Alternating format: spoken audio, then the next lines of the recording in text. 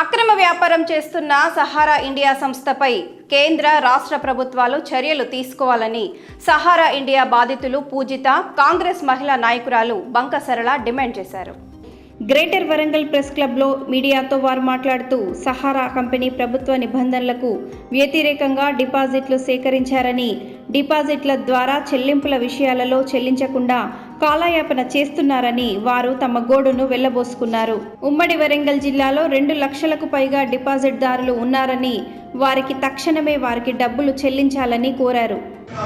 గత 3 సంవత్సరాలుగా Sahara India అనే ఒక మోసపూరిత సంస్థకు భారతదేశంలో అన్ని ప్రాంతాల వారీగా జనాలంతా కూడా ఢిల్లీ మహానగరంలో కావచ్చు, వివిధ ప్రాంతాలలో అన్ని రాష్ట్రాలలో కూడా సహారాను వ్యతిరేకిస్తూ రోడ్ల మీదకి వచ్చినారు బాధితులంతా కూడా. ఇంత జరుగుతున్నా కూడా ప్రభుత్వాలు, అంటే దీనికి లైసెన్స్ ఇచ్చినటువంటి కేంద్ర ప్రభుత్వాలు కావచ్చు, గత ప్రభుత్వాలు కావచ్చు, స్పందించకుండా నిర్లక్ష్యం చేయడం వల్లనే ఇలాంటి మోసపూరితమైన సంస్థలు ఇంతింతై వటుడింతైలాగా పెరిగి ఇంకా మోసాలను ఎక్కువగా చేయడానికి అవకాశం ఏర్పడింది. దీని మీద ఎక్కడా నియంత్రణ లేదు, దీనికి లైసెన్సు లేదు. లైసెన్స్ రద్దు చేసినా కూడా 2022 నుండి ఇంకా వీళ్ళు వ్యాపారం చేస్తున్నారు. లక్షల కోట్ల రూపాయలు ఇంకా దండుకుంటున్నారు. మరి దీని వెనుక మతలబేంటి? దీన్ని ఎందుకు నియంత్రించలేకపోతున్నారు అని నేను అడుగుతున్నాను. ప్రభుత్వాలు కావచ్చు, పోలీసు యంత్రాంగం కావచ్చు, ఖచ్చితంగా వీళ్ళ మీద కఠిన చర్యలు తీసుకోవాలి. గత 11 రోజులుగా నేను ఆమరణ నిరాహార దీక్ష చేసిన ఫలితంగా మన వరంగల్లో ఉన్నటువంటి కేంద్ర కార్యాలయం ఉన్నటువంటి రీజనల్ ఆఫీసును మూసివేయడం జరిగింది. 16 మంది మూకుమ్మడిగా రాజీనామాలు చేసినారు. తర్వాత ఇక్కడ ఉన్నటువంటి రీజనల్ మేనేజర్ అయినటువంటి శ్రీ కట్టా హరిప్రసాద్ కూడా పారిపోవడం జరిగింది. అంటే మరి యాజమాన్యము షట్టర్లకు తాళాలు వేసిపోయిన తర్వాత మన ఉమ్మడి వరంగల్ జిల్లాలోనే లక్షల కోట్ల రూపాయలు ప్రజలకు చెల్లించాల్సి ఉంది.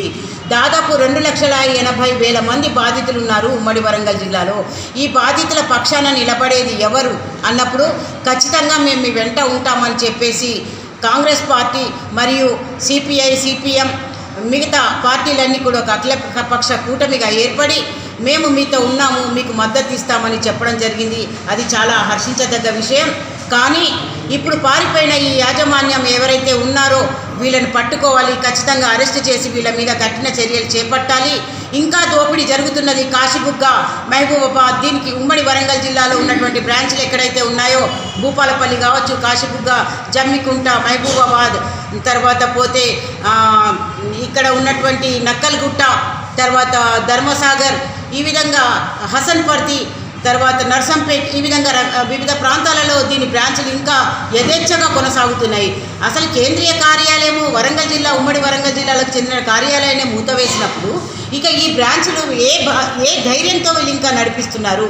అందుకే నేను పోలీసు అధికారులను కూడా, ప్రభుత్వాన్ని కూడా విన్నవించుకుంటున్నాను. అయ్యా, వీళ్ళు చేస్తున్నటువంటి బ్లాక్ దందా ఏదైతే ఉందో, నల్ల వ్యాపారం అయితే ఉందో, దీనిని ఖచ్చితంగా మీరు ఆపాల్సిన అవసరం ఉంది. ఇంకా కోట్ల రూపాయలు పేద ప్రజల డబ్బులు దోచుకుంటున్నారు. కాబట్టి నేను వీళ్ళను ఖచ్చితంగా వీళ్ళపైన కఠిన చర్యలు తీసుకోవాలని విజ్ఞప్తి చేస్తున్నాను. దాంతోపాటు ఉమ్మడి వరంగల్ జిల్లాలకు చెందినటువంటి ప్రజలారా, దయచేసి ఈ మోసపూరితమైన సంస్థలకు మీరు ఇంకా వీళ్ళు దందా చేస్తున్నారు కాబట్టి ఎట్టి పరిస్థితుల్లో కూడా సహారా ఇండియాకు మీరు డబ్బులు కట్టవద్దు. దయచేసి డబ్బులు కట్టి మీ జీవితాలను ఇంకా బలి చేసుకోవద్దు. ఇప్పటి వరకు కట్టిన డబ్బులకు ఖచ్చితంగా మేము ముందు పూనుకొని మేము పూచికత్తు తీసుకుంటున్నాము. 2 లక్షలకు గాను 4.5 లక్షల రూపాయలు ఒక వ్యక్తికి, నియాజ్ అహ్మద్ అనే వ్యక్తికి, ఢిల్లీ వాసికి పేమెంట్ చేసినారు. ఆ 2 లక్షలకు 40 లక్షల రూపాయలు వీళ్ళు కోర్టులో ఖర్చు పెట్టడం జరిగింది. కాబట్టి వాళ్ళు యాంటిసిపేటరీ బెయిల్కి వచ్చినప్పుడు మనం ఒక కండిషనల్ బెయిల్ పెట్టడం జరిగింది. మా డబ్బులు మాకు తిరిగి ఇచ్చినట్లయితేనే వాళ్ళకు బెయిల్ ఇవ్వాలి అని చెప్పేసి. కాబట్టి నా ప్రియమైనటువంటి వరంగల్ వాసులారా, మీ అందరికీ కూడా నేను విన్నపించుకుంటున్నాను, దయచేసి మీ డబ్బులు మీకు రావాలంటే ఖచ్చితంగా మమ్మల్ని సంప్రదించండి. దానికి కావాల్సిన లీగల్ ప్రొసీజర్ కూడా మేము చేస్తున్నాం. కాబట్టి ఇంకా ప్రభుత్వాల అండతో, ప్రభుత్వాల సహాయంతో, ఇప్పుడు వచ్చినటువంటి కాంగ్రెస్ ప్రభుత్వం సహాయంతో, మిగతా అఖిలపక్ష కూటమి సహాయంతో మనం ముందుకు సాగుదాం. ఈ సహారా బాధితుల ఒక్కొక్కరి చెప్తుంటే వాళ్ళ కన్నీటి గాథలు చాలా ఘోరంగా అంటే ఘోరంగా ఉన్నాయి. ఒక రామస్వామి అనే వ్యక్తి పిల్ల పెళ్లి కోసం అని పెట్టుకుంటే పైసలు రాకపోవడంతో పాటు ఆయనకు హార్ట్ అటాకే వచ్చి చనిపోయిండు. అమ్మాయి పెళ్లి పెట్టుకొని, ఎందుకంటే వీళ్ళని నమ్మి వీళ్ళ దగ్గర రూపాయి వాళ్ళు కష్టపడి నిరుపేదలు రోజువారీ కూలి చేసుకునేటోళ్ళని మొదలు పెడితే, చిన్న చిరు వ్యాపారుల నుంచి మొదలు పెడితే బడా వ్యాపారుల వరకు ఇందులో పైసలను కట్టడం జరిగింది. మరి ఇప్పుడు అందరి వాళ్ళ చితికిపోయిన వాళ్ళ బతుకులైతే ఇంకా వాళ్ళు మోసపూరితంగా ఇప్పుడు పూజిత గారు చెప్పినట్టుగా ఇంకా వాళ్ళు కట్టడం, వాళ్ళు ఏజెంట్లు ఇంకా కట్టించుకోవడం మరీ దారుణం. అంటే అమాయకులైన వాళ్ళను ఎట్లా పీడిస్తున్నారు అనేది ఇప్పుడు మీ మీడియా ద్వారా వాళ్ళు కూడా తెలుసుకుంటారు.